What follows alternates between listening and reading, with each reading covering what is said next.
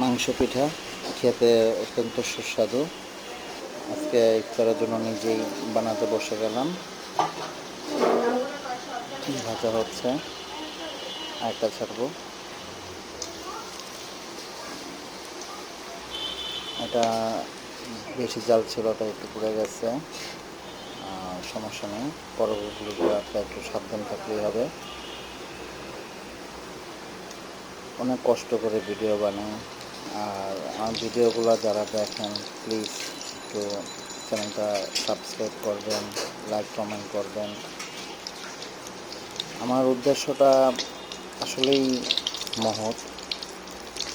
এখান থেকে যাই ইনকাম হবে ওটা পরবর্তীতে আপনারা দেখবেন। বিভিন্ন দুস্থদের মাঝে মানব সেবায় নিয়োজিত থাকবো ইনশাল্লাহ। আপনারা একটু আমার পেজটা ঘুরে আসবেন, মুন্নাস রাবি, আর এখানে ইউটিউব চ্যানেলটাকে সাবস্ক্রাইব করবেন প্লিজ প্লিজ প্লিজ।